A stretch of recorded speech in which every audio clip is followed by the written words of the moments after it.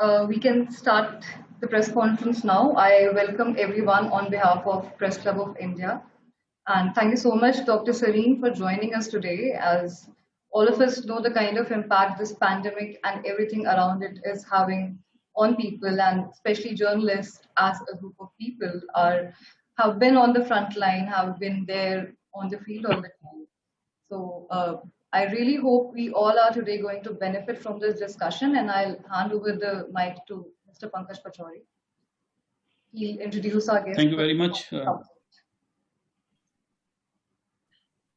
Thank you very much, Press Club of India, Anjali in particular, and other members who've joined us. Welcome to this session. I won't call it a session, but as a talk with Dr. Alok Sarin, who's a mental health based in Delhi. He has been active in clinical practice for the last more than 25 years, and he's a leading.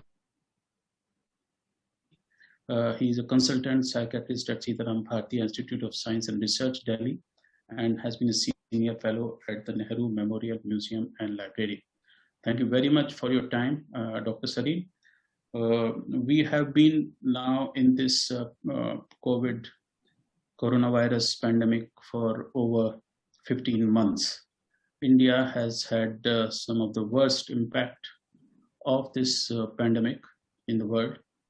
And as first responders, journalists in India have been witness to scenes of calamity, distress, destruction, death, and also the economic impact of this pandemic. Many international studies have been done on the subject, one by the International Center for Journalists, which says that I'll just give you the top line on that, and we'll share these studies with all our members in Press Club, that 82% of the journalists out of 1,400 they polled in 125 countries, 82% reported at least one negative emotional or psychological reaction as a result of the pandemic. Another study done by the Reuters Institute said that 70% of the journalists who the Reuters polled had some levels of psychological distress and responses, and suggest that 26% have clinically significant anxiety compatible with the diagnosis of generalized anxiety disorder, which includes symptoms of worry, feeling on edge, insomnia, poor concentration, and fatigue. About 11% of journalists reported prominent symptoms of post-traumatic stress disorder, which included recurrent intrusive thoughts and memories of traumatic COVID-19 related event, and a desire to avoid recollections of the event and feeling of guilt, fear, anger, horror, and shame. Journalists, by their definition, are used to scenes of distress. It's their job.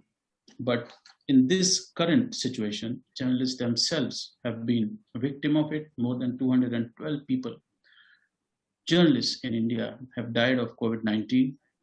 Many have lost their members, and a very large and significant number of journalists are either under threat or are facing economic hardships because of the impact on the economy. So this is a large, big subject, and there's no better than Dr. Sarin to talk about it.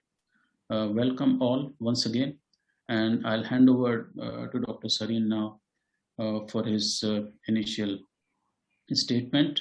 Members, please send in your questions if you have. Either you can send us in chat, or some questions which have already come in, we'll take them up later. Thank you very much. Dr. Sarin, the floor is yours. Thank you. Thank you very much to the Press Club of India. Thank you very much, Pankaj. Thank you very much, Anjali, for inviting me here today and to speak about the impact of the pandemic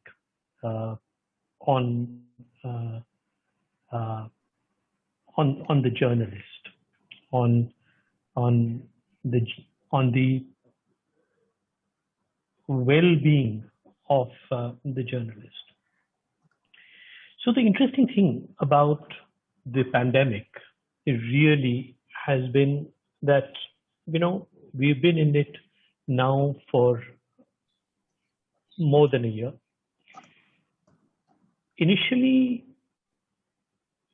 we were all, while observing it, while being influenced by it, we were all, in a sense, distanced from it. What has happened in this second wave is that nobody is actually distanced from it. Nobody is left unaffected by it. Nobody is left unchanged by it. It would be a euphemism to say that this is perhaps the most extraordinary of times that we are living through at the moment. So I have, so this is, in a sense, this is unprecedented. This is unprecedented for all of us, at least. I mean, it may not be unprecedented in that sense in the history of the world, and we will talk a little bit about that. But in all our experiences, this is an unprecedented time. And it's not as if anybody knows the answers. It's not that we have a formula or shall I say a toolkit which will enable us to deal with this and emerge unscathed from this. This is something that we are going to have to work towards. We'll have to find. This is something that we'll have to feel our way through and try and find the answers. So, Anjali, could I have the presentation, please? Yes, sure. If I may. Thank you.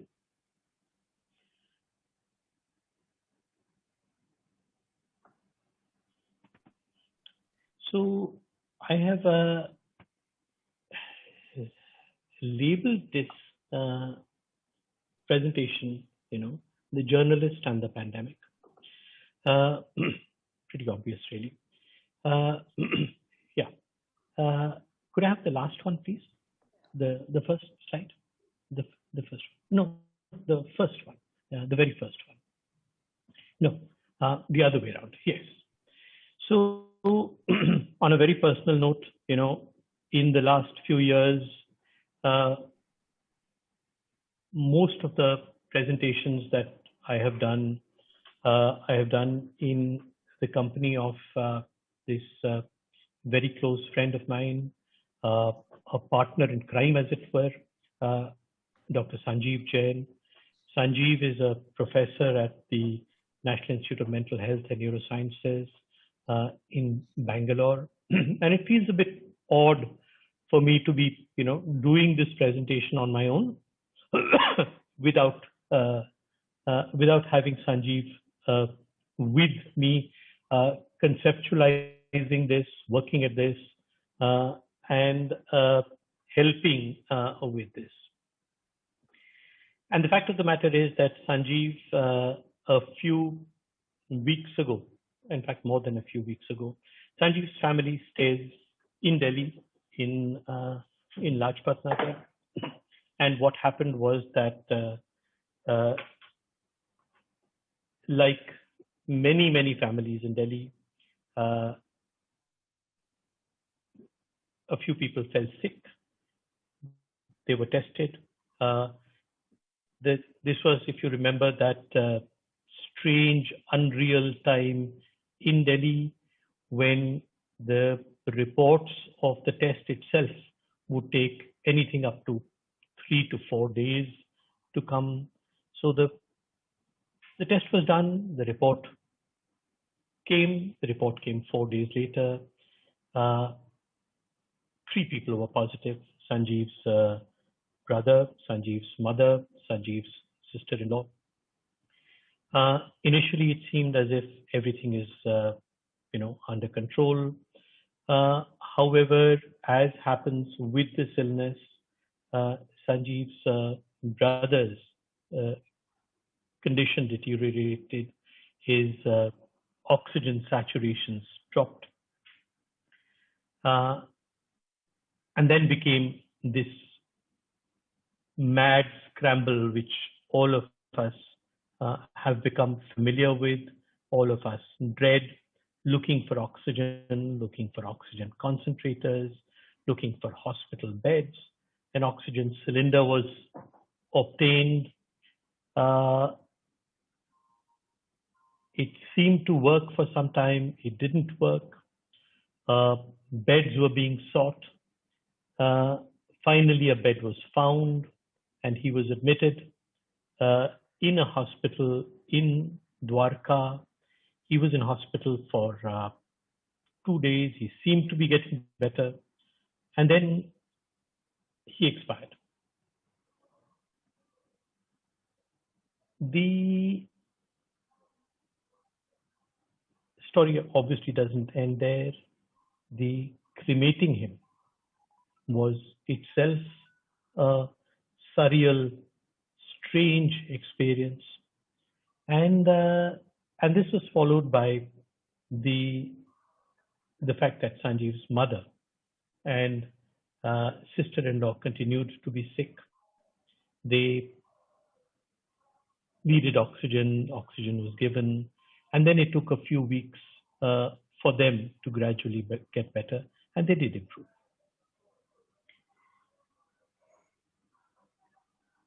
This is actually one story amongst many hundreds of such stories.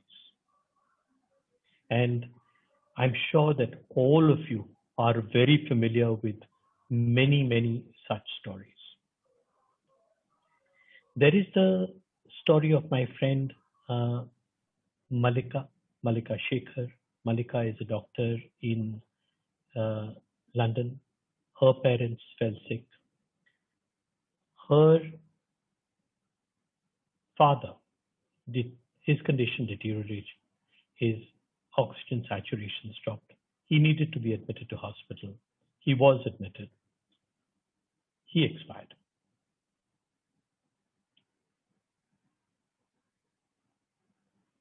Again, stories like this abound.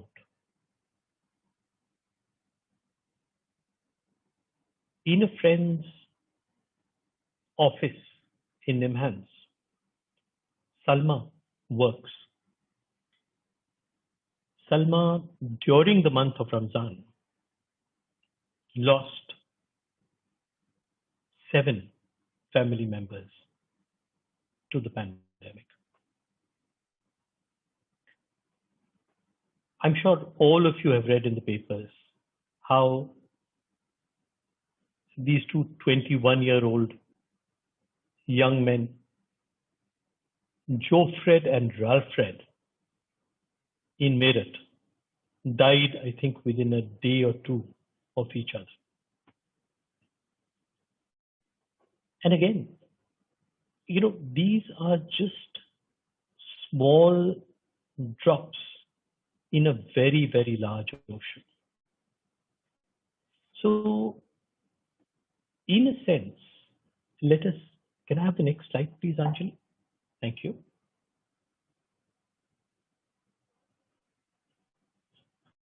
Anjali, could I have the next slide, please?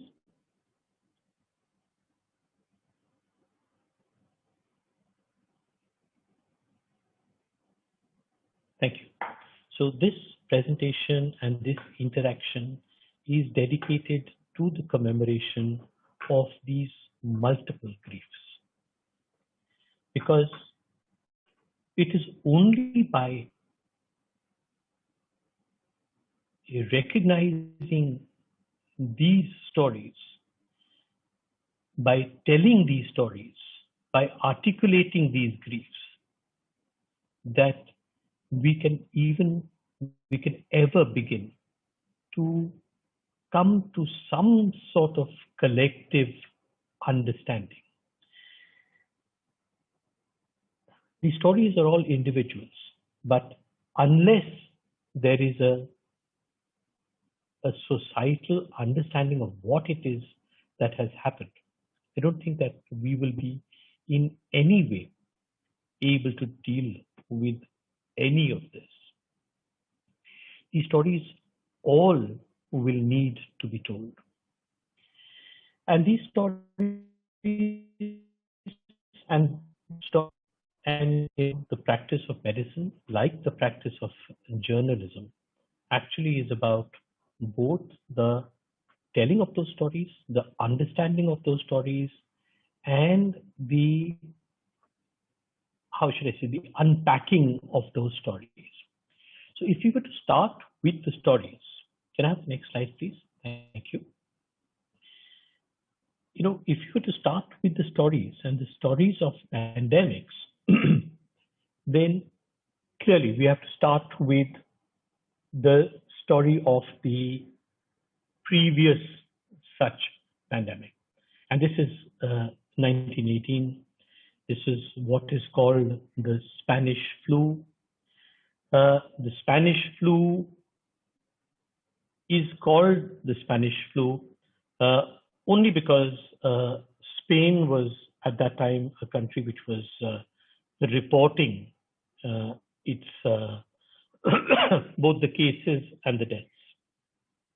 This was immediately after the First World War, the war to end all wars, as they say. And it spread rapidly across the world.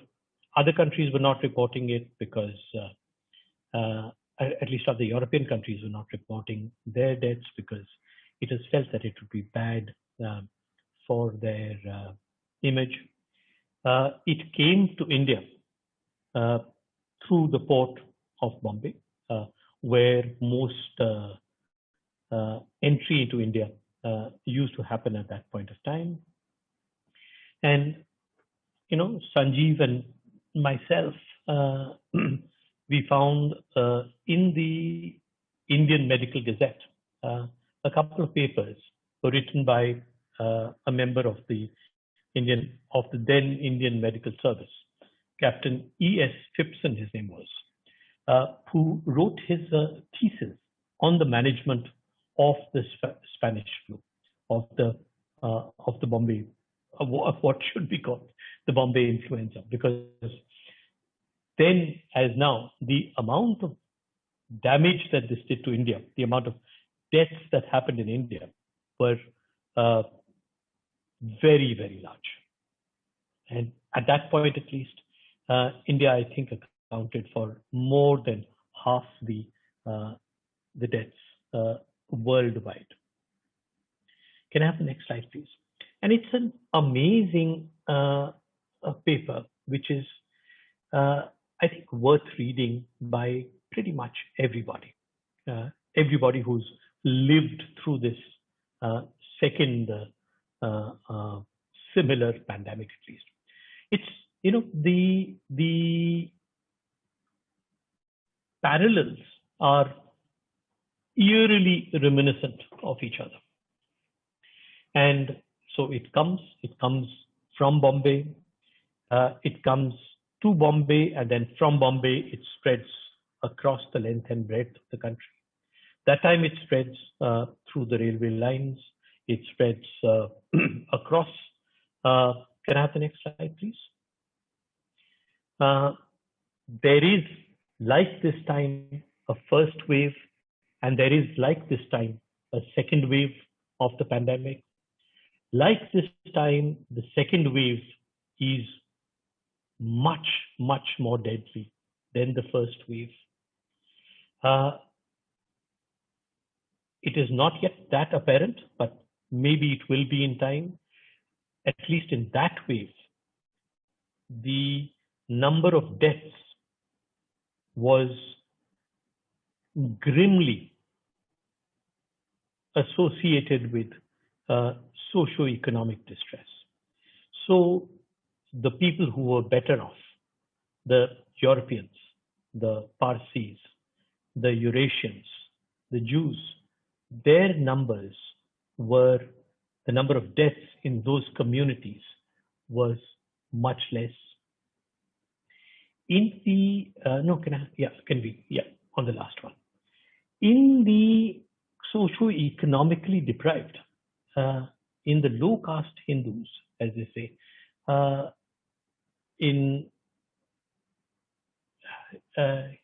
can we just go back to the last one, please? Yeah. It was shockingly high.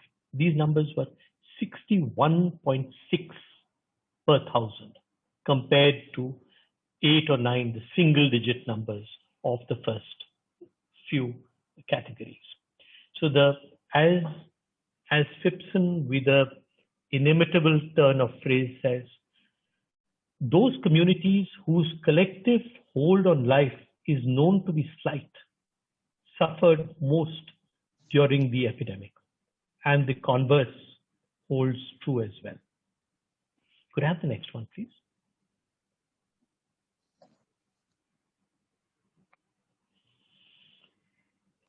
Then, as now, there is a state response, and there is a very large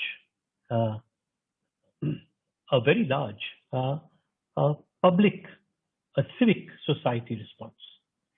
There are people, there are religious establishments, there are educational establishments which come forth and help the disadvantaged. There are individual citizens who come forth and help the the disadvantaged people. Phipson, from his point of view, sees this as a large civil society response, and he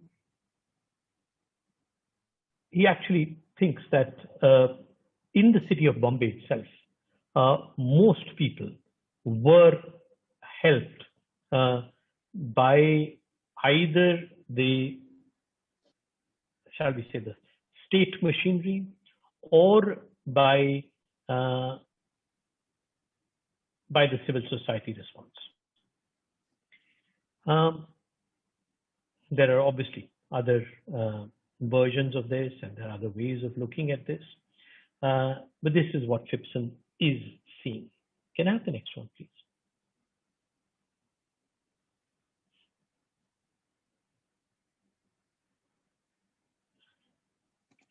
Yeah, this is just a slide which shows us how it travels, and in many ways this changed health, economics, governance, policy over long periods of time. The average height of the Indian declined after this, as shown by census data. Can I have the next one, please?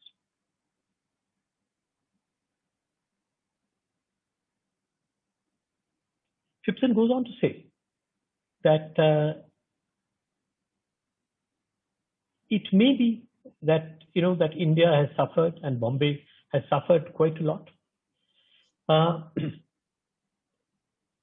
and there's been a very distressing state of affairs, at least as far as the poor of Bombay are concerned. It may be that the future will hold a brighter version than the past has. He ends with saying that in whatever hands her future destinies may lie, let us hope that the lessons of 1918, so hardly learned, will not be easily forgotten. As we today deal with the fairly devastating impact of the COVID pandemic, almost 100 years after the influenza epidemic of 1918, I think we will have to start thinking about how many of those lessons, what Phipson says, so hardly learned, I think actually remain hardly learned. Can I have the next one, please? there has also been, like earlier, like now, in fact, there's been a vast amount of writing. There's been a vast amount of literature, not much actually from India, but a large amount of writing about the 1918 influenza. And there's a wonderful book most must read. It's called The Great Influenza by John Barry. John Barry, in an interview to the New York Times last year, was asked, what is the single most important lesson that you would learn from the 1918 influenza? And John Barry says, it is one. It is tell the truth. I'm not sure whether you can see this on the slide because that font is rather small. But he says that it is tell the truth. At its core, society is based on trust. And whether it is the talking about let's say, even the name, the Spanish influenza, is because Spain was at that point of time talking about what it was experiencing. Other countries were not. And I think, again,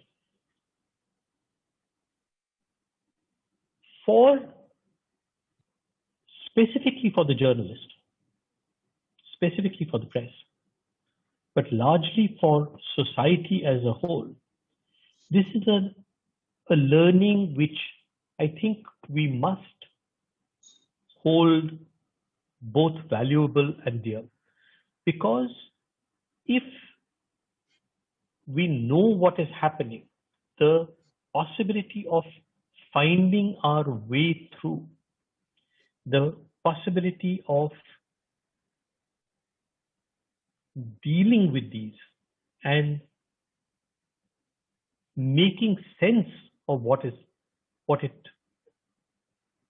means remains.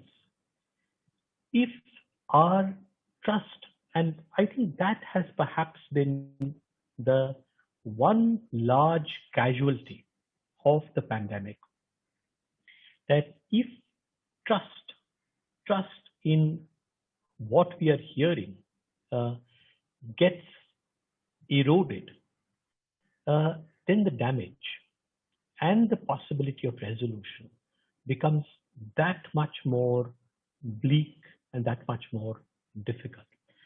And I think that in that sense, the role of the journalist, the role of the press, the role of the media is something that I think that we will need to think about in many ways. Can I have the next one, please?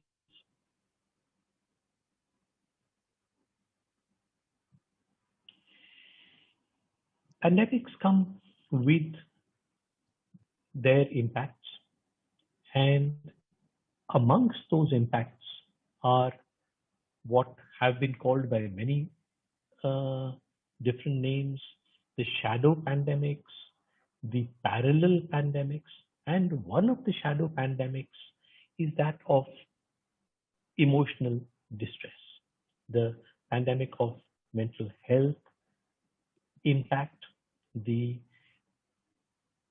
just to recount, the other pandemics or the other impacts will be on livelihood, on economics, on widening, deepening, and making much more clear all the other fault lines which every society has and always has had, and it makes all of those much deeper.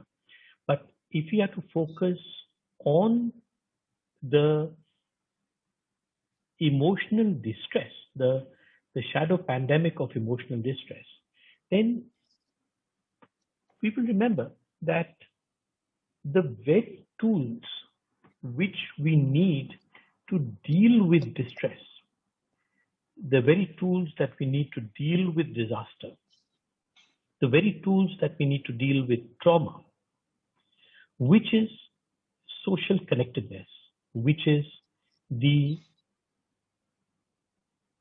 support and the presence of other people around us, is exactly what,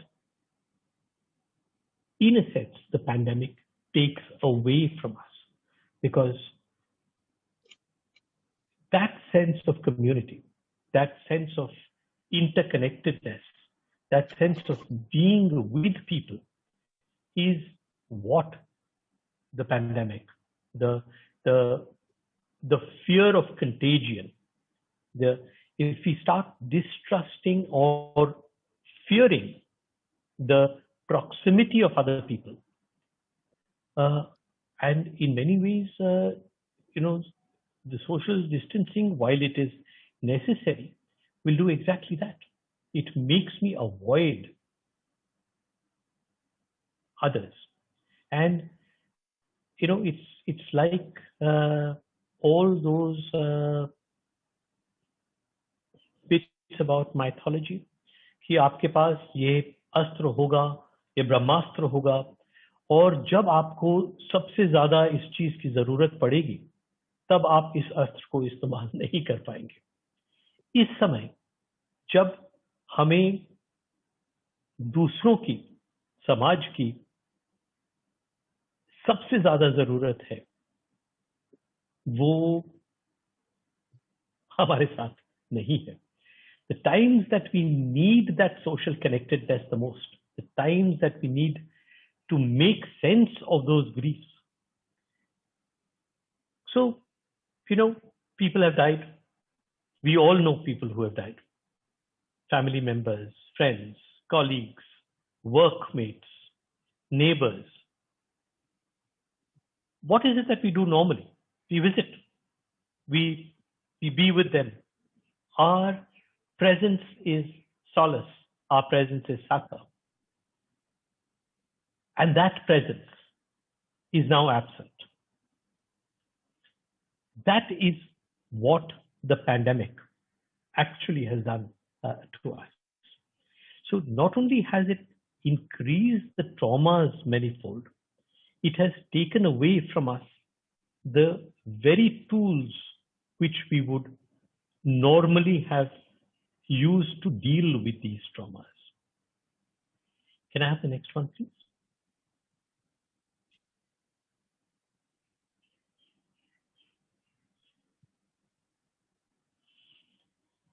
Grief.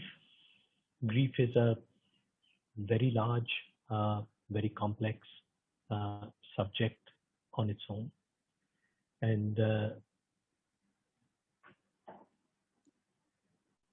is no way that we are going to be able to unpack the dealings with grief in a brief presentation.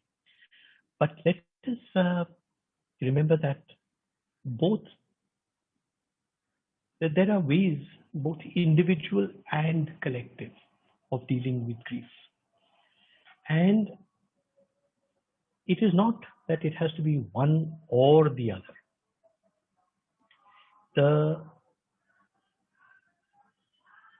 The one has to be supported by the other.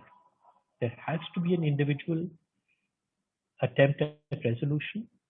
That there has to be a collective attempt at resolution. And when grief, when bereavement, when loss is on this large a scale, then the need for that individual story to be shared with the collective and for the collective to invest in the individual is where perhaps some of these possible answers might lie. The balance is also between grieving and resolution. How much of mind space do I invest in the sadness and how much do I move forward? What are the balances that the individual make, what are the balances that society as a group will make, are things that I think that we need to think about. We also need to remember that grief is always complicated. In sometimes very much more, in sometimes less so. Some narratives will be simpler. The narrative of a 92-year person, an old person who has lived a full life, who dies calmly at home, surrounded by family. The narrative of somebody who dies gasping for breath because they couldn't find oxygen. Somebody who dies at home because a bed was not available. Somebody who dies because we believe that appropriate treatment did not happen, is tinged with regret, anger, sadness, loss in varying degrees. And those are things that I think that we will have to try and make sense of. The multiplicity of the forms of support. So I was just thinking about the journalist, or about the doctor. So the grief of somebody who loses a family member,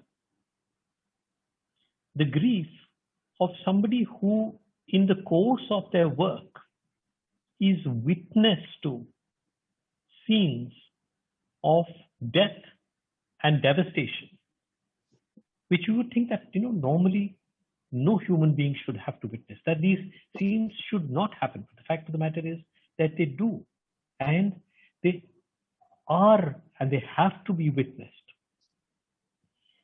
And what is the nature of the support? And that support, in a sense, is bidirectional. The person who is the support is not immune to those griefs, because the grief at the moment, the loss is so widespread. It's like a friend of mine was saying, it's like a planet in mourning. Will the support that I offer and render help the person that I am supporting, or will it help me? Or will it do both? And there's a very important concept, which we came across when we were studying what happened during the aftermath of the partition of India. And this is the bearing of witness, that very often what support looks like is the bearing of witness, is the telling of that story. And that itself is a very important part. Can I have the next one, please?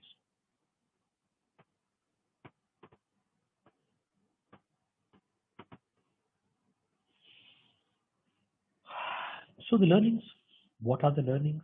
The learnings are that the penetrations of science and medicine as a social imperative, and not only as something that is available to the privileged, but as a public common, is something that perhaps has not been encouraged. And this is something that we might want to think about. That this is something that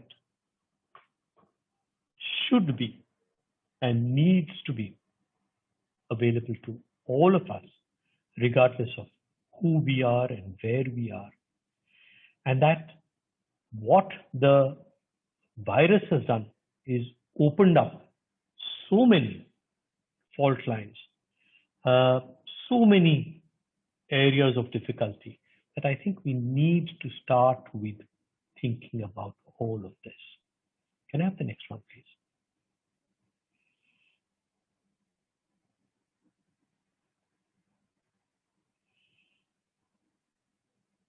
Amy Poehler is an American actress. She's been involved with what is called improv theater, and not specifically in the context of the pandemic, but in the context of life. She said that the only way that we will survive is by being kind. The only way that we can get by in this world is through the help we receive from others. No one can do it alone, no matter how great the machines. And I think that today, more than ever, this, in a sense, holds true. Both for the recipient and for the donor of the kindness. I think both perhaps need it as much, if not more than ever. And can I have the last slide, please? The last slide is again simple. During the pandemic, many people have been reading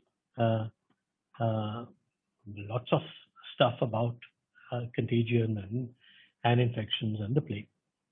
And there's this bit in the Plague by Camus, which says, in which the Dr. Roux says, the whole thing is not about heroism. It may seem a ridiculous idea, but the only way to fight the plague is with decency. So somebody says, what is this decency? And he answers, it's doing my job. So wherever we are, whatever we are doing, I think perhaps that decency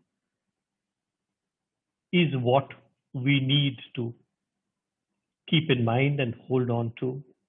And maybe in those decencies, the collective can emerge. So thank you very much for your patience.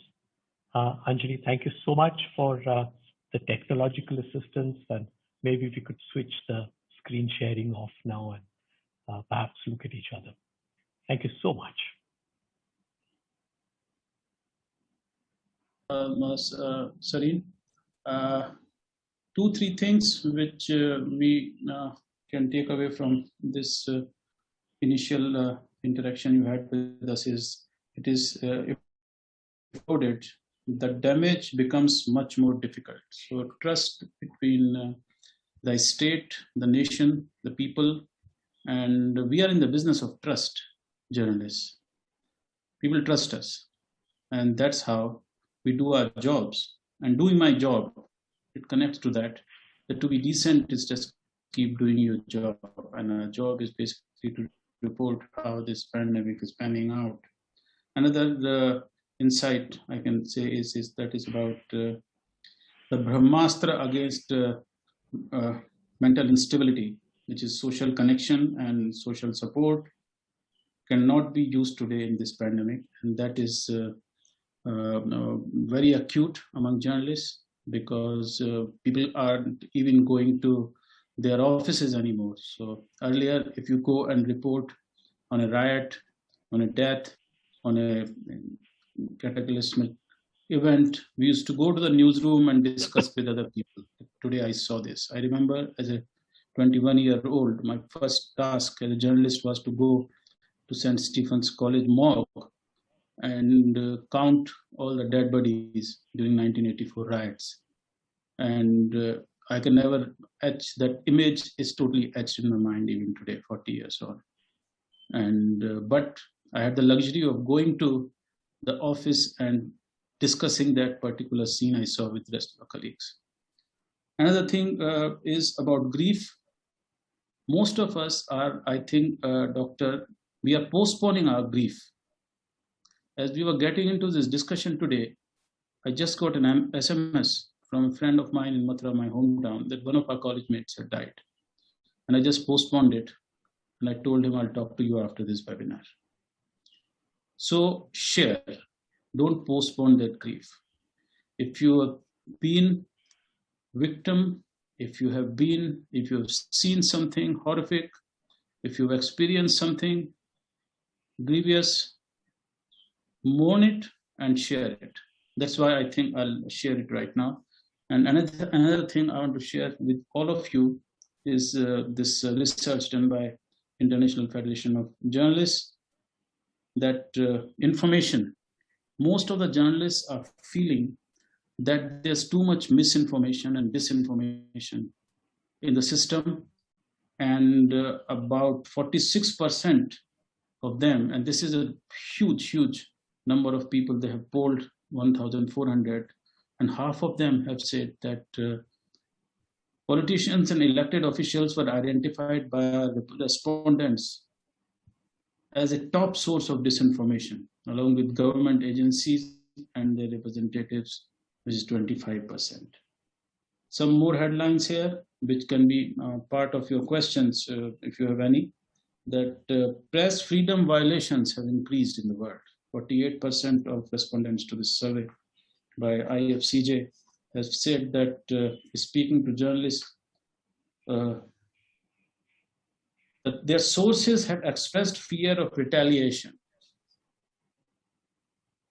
while speaking to journalists in connection with COVID-19. So it's the hospital doctors, it's the nurses, it's the bureaucrats we know as our sources who are trying to tell us the truth. They feel retaliation and we feel scared as journalists. Another big thing is about financial viability or unviability, that half of the respondents to this survey, journalists, all of them in managerial posts, reporters, desk people, they've said that half of them say that their companies are feeling a cost cutting to the extent of 75%. Revenues have been cut. And 89% reported that they have faced, or their colleagues have faced, these job cuts. So there's another dimension to this pandemic on journalists. There's some good news also, and I'm sure most of us have encountered this good news, that 43% of the journalists are now saying that the audience trust has gone up in journalism. The audience trust has gone up in their work. People are trusting journalists more in this pandemic. And that is a very positive thing. 38% are saying that they had experienced increased audience engagement. People are talking. People are giving feedback. They are engaging. And 61% expressed an increased commitment to journalism from themselves after seeing this pandemic and witnessing this pandemic. So these are the good things also which have come up in this study. And one question before my experience in anchoring is that first question no one asks, and then everyone wants to ask two questions. So questions have started coming. I don't know who this person is because the name is Don YK. Currently waking up each morning is a surreal experience for voting. Being able to brush it off after a few minutes, it is now beginning to normalize as the base attitude. Strangely, rather than making this difficult for us to tackle other problems, one finds that other more normal problems are a welcome distraction and enable better focus. Solving a daily issue seems to give us a reassurance. What does this say about a possible emotional reset after this prolonged stress time? So this is a question for you, Dr. Sarin, and it's connected to the question of dehumanizing and desensitizing of journalists, particularly in this pandemic. Yes, at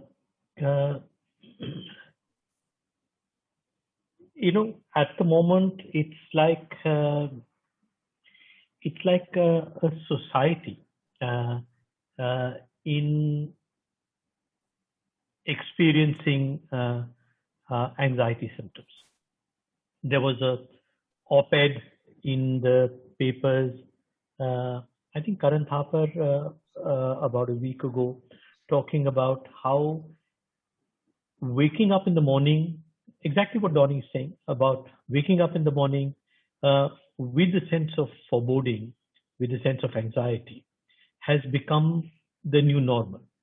There are a number of people who've talked about this. Ki you dread waking up in the morning. Ki aaj ka din kya dikhayega?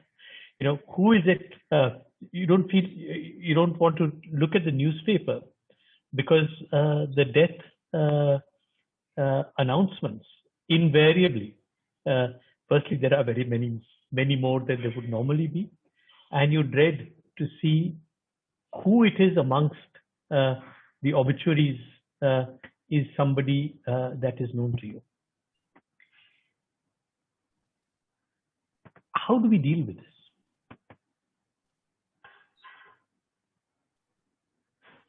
There is no formulaic answer, and there cannot be.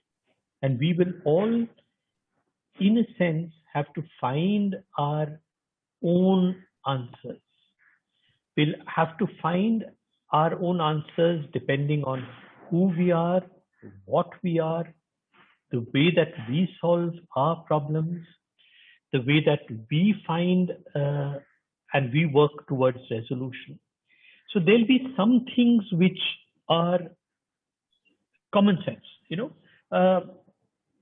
Many of my colleagues will refer to this as what's called low-hanging fruit. Have a sense of routine, exercise regularly, try and stay away from the more distressing parts of the news.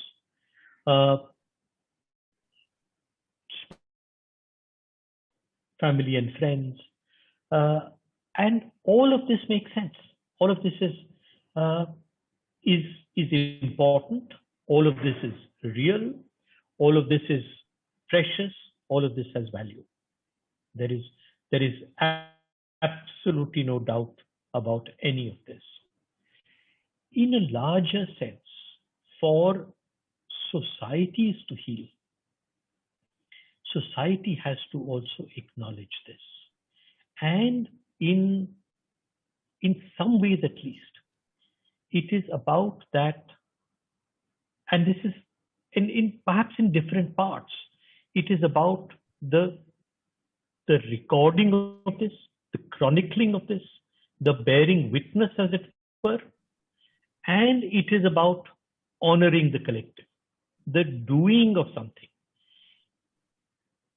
My sense is that if we are able to reach out and help in whatever way, that way could be, as Pankaj said, doing my job.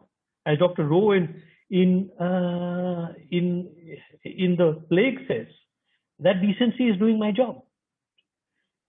But if I am able to do that job, and this is what I was talking about, is that bidirectionality. If I do the decent thing, what we are calling the decent thing, as it were, then it will help.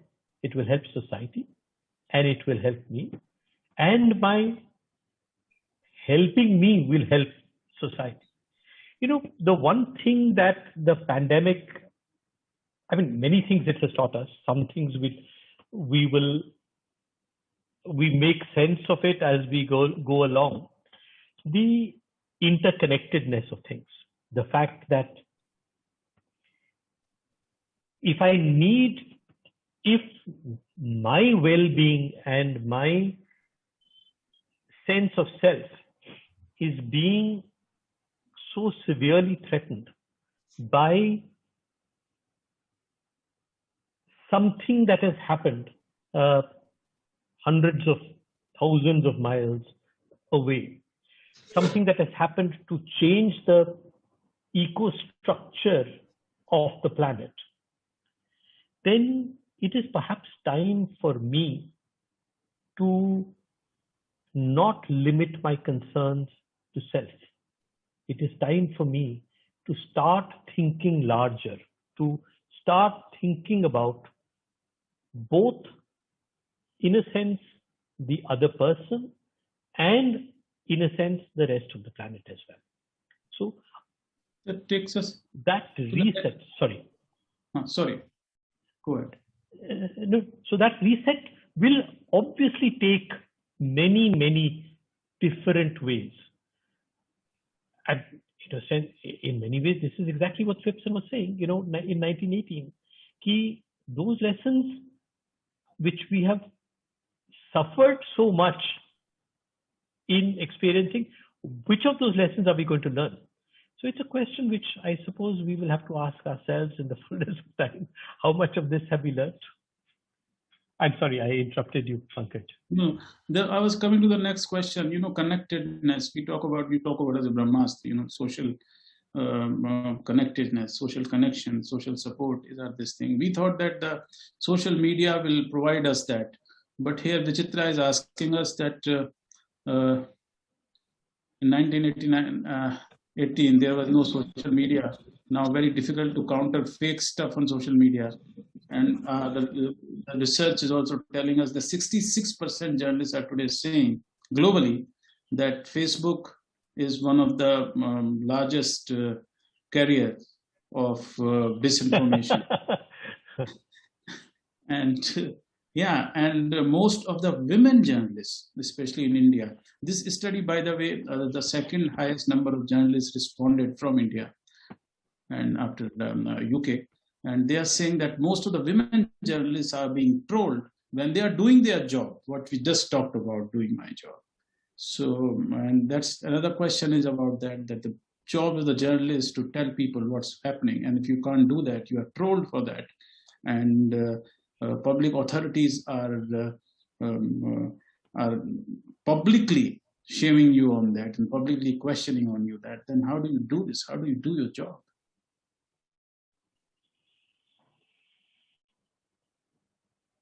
Which is why support which is why support both from peers, both from colleagues, both from institutions and systems is necessary.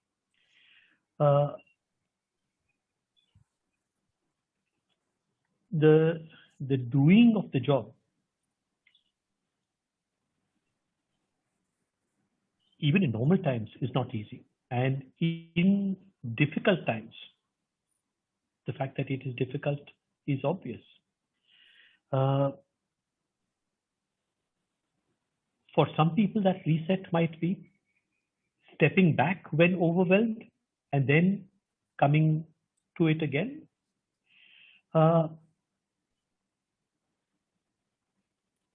In many ways, it is as much for the individual and it is as much for the collective to find those answers.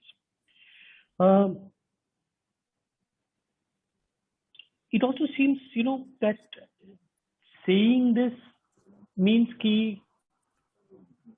because the collective is not doing it, so therefore it is not going to happen. And so this is a way of finessing, and that this is a way of avoiding the fact. So in that sense, I suppose each of us does what one can, keeping in mind the maintenance of that equipoise of taking care of self while doing as much as one can for the collective, as it were. And again, for somebody, it might actually be the going out and delivering food to people in need. For some, it might be the doing of the job. For some people, it might be donation. For some people, it might be building awareness. For some people, it might be helping others find resource, but until such time that many more of us come to some sense of that awareness and perhaps act upon it, this may not change. So maybe we need to talk about it a little bit more to bring about that change, I guess. Donny here has just said that he lost his dog during this pandemic, and now he gives me the best feeling of the day is when he goes out and feeds his dog's friends, or the stray dogs. Giving is a good policy to maintain sanity. Very good, Donny. Another question is from Dinesh, that media is doing its job by reporting stories from the ground zero. Social media in this pandemic has provided helping hand, but more needs to be done, so it more in a more systemic sort of way and more credible. What more the media fraternity can do? So it's in a sense, this is not a question that somebody from outside the media can and should answer or should comment upon. I don't know. It is something that I think we'll have to think about. It is something that it's like saying that what more does the medical community have to do? And we know that in many ways the medical community has done a lot. In many ways, the business about guidelines about yesterday hydroxychloroquine being propagated, or plasma therapy being propagated, and today exactly all of that not being so. Does this mean that medicine is the problem? No. Does this mean that between the theories of medicine and the practice of medicine, that there is a difference? And the answer is yes, of course there will be. Between science and scientist, there will be a difference. And so in many ways, the way that progress happens is untidy. There will be steps, there will be missteps, there will be hopefully a recognition of that misstep, and there will be even more hopefully that course correction.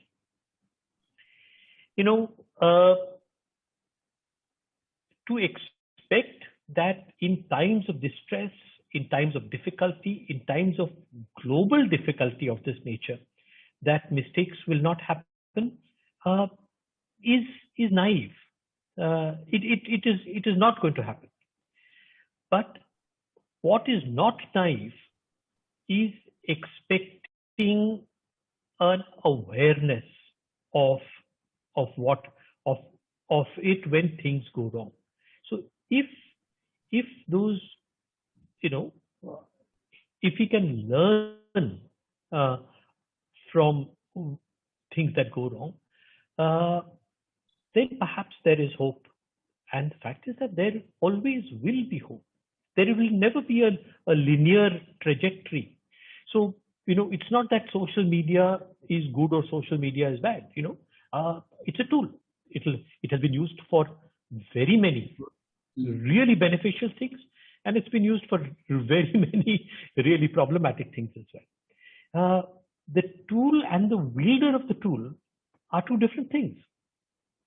In that sense, for us as parts of those systems and parts of subsystems within those systems, to be thinking about the ways that we go forward, and critically about the ways that we go forward, is perhaps the need. And if we can do this, sure, many things will happen. I mean, there's a question here which says, what did society look like after the influenza pandemic of 1918? And the answer is not one. The answer is not that a thing happened, that it was good or bad or ugly. Some good things happened. The Indian medical service got strengthened. Some really bad things happened. The imperial power got that much more deeply entrenched. If you read Phipson's report, and as we've commented in our paper,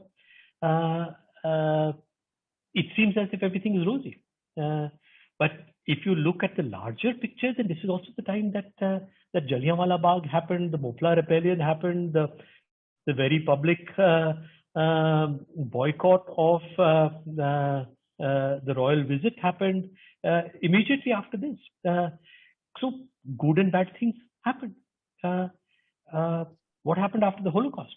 Terrible things happened during the Holocaust, and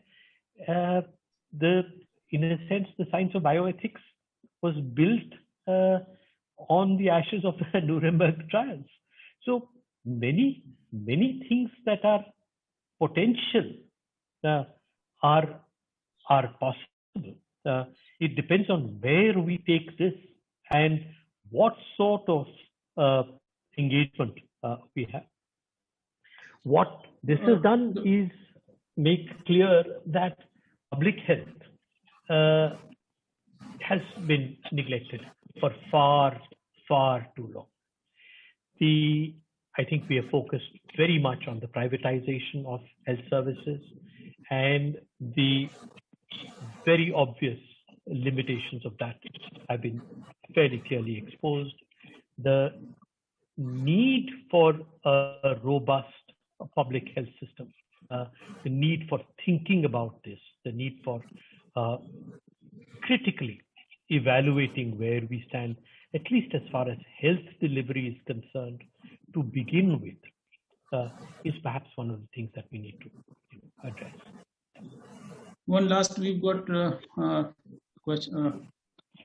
One last question I'll ask you. I mean, when we're talking about journalists doing their job, and the job has become quite grotesque these days. I mean, we have people reporting from cremation grounds. People have reporting from burial grounds. There are burial grounds which are not official. I mean, even a bank of a river is an open burial ground, and and it is. वो कहते हैं ना कि ये तस्वीरें आपको विचलित कर सकती हैं. So if you look at the television medium these days, the newspapers, and they are full of that.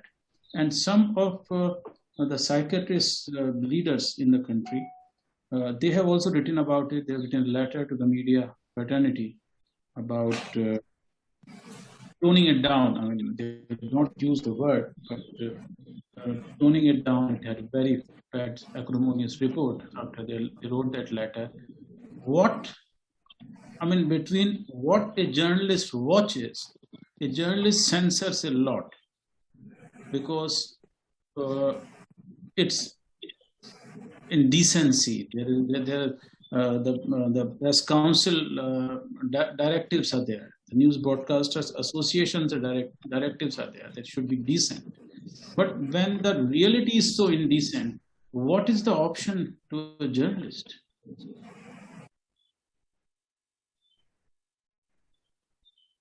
Yes, this is obviously a difficult question, and I'm not sure that I have, Pankaj, an answer to this.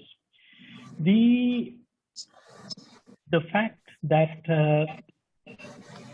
a balance between truth-telling, meaning-making, and avoiding sensationalism should be drawn seems clear, but where is it that we will draw those lines?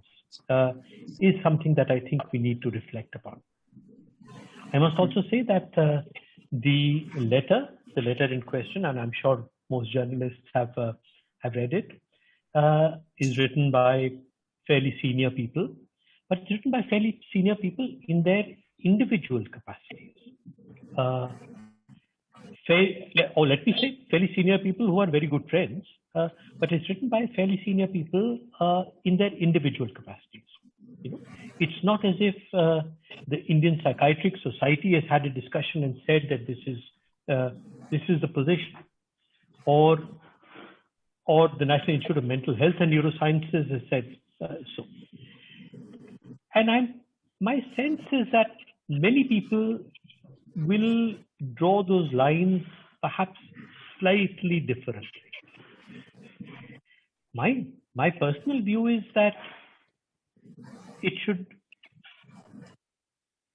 veer very much towards the truth-telling and meaning-making side of the position. But in a sense, what this reminds us is that an awareness of that balance is necessary. Where we draw those lines, I think, my personal belief is that those stories need to be told. If we don't tell those stories, we will perhaps be doing both ourselves and society and our professions, both my profession and yours, a disservice. That's very sobering thought to end it on. And I still remember, I'll go back to my own experience in this thing. Martin Bell, one of the greatest BBC reporters, was covering Sarajevo and Bosnia. And I remember that most of his stories from the scenes of the massacres, but he will never show a dead body. He'll stand there and he'll explain and describe that I'm standing in this basement and the stench is overbearing and there are 36 dead bodies around me, and these people have been either gassed or they died of but that is where this whole profession of journalism, I think we can bring it back, that we can tell the truth without telling the gory details, without being indecent. And it's very sad day today that the difference between the two has come into whether you show dead bodies lying on the bank of a river, and you decide in decency that you will not show the dogs eating that. So that's where we are as a society. That's the line today in journalism. There are more questions coming in. How long can we talk for Dr. Sarin? I'm okay. Okay. So I have a question here. Yeah. So one question from me. So a lot of people have shared how they are facing problems in their daily life and getting up in the morning. There's anxiety. There are lots of issues. What is that point? How do we evaluate, or where do we realize that we now need professional help? We need medical help. What is that point? How does one get to know that? So this is a question I think that many of us, Anjali, will ask ourselves, and it's a difficult question to answer. The thing is that the way that we decide on pathology is that it is outside the ordinary, that this is something which is not understandable, or this is not something that is justified depending on the situation, which by the way in itself is a limited and perhaps not completely accurate understanding also. So I would say that if the distress is persistent, is continuous, is affecting my quality of life, is affecting my ability to function, then I need to take this seriously, which doesn't mean that I rush out and start prescribing or start looking for prescriptions of an antidepressant. No. In fact, for the majority, medical intervention is perhaps not the answer. I think that if I recognize that things are not quite okay, then I perhaps need to, let us say, first step back a little bit. I need to see whether I am doing as much what we call self-care or not. What are the things that I can do to take care of myself? And within that, there will be routines of activity, some exercise routines, the spending time, as we said earlier, with friends, with family. And I think that perhaps for many of us, that might actually work. Yeah, that's many people. Sorry. Please go ahead. Yeah, for many people, talking to somebody who's sympathetic, who's supportive, will actually work. For many people,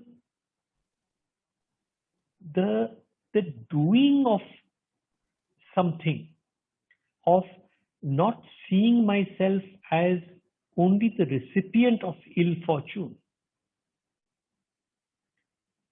You know what Donnie said earlier, feeling overwhelmed by the loss and the doing of something, of changing that narrative from narratives of loss to narratives of giving support. So the giving of support helps the giver. So there are many things that I can do. And let me say that I believe that for the majority, that is perhaps all that is needed. It is not necessary that Good. कि सबको antidepressant खाना चाहिए. That's a good thing, and बिल्कुल you can talk to Anjali, another members of the managing committee. You can talk to the press club managing committee. We can make this kind of an interaction weekly or fortnightly affair, where we can talk to each other, we can talk to experts, get some answers. I personally feel that not being able to come to press club and talk to our colleagues and our friends shouldn't hamper us in this task, and we can start something on a fortnightly basis, just to meet here, talk to people, get more experts, and tell your stories. I'm sure Jan was supposed to be very cagey about their sources, but today I think they've been very cagey about their questions. And next time, it will not be so. We are in the job of asking questions. We have one of the best persons to answer those questions, and I'm sure that in the future, we'll be able to get the answers to that.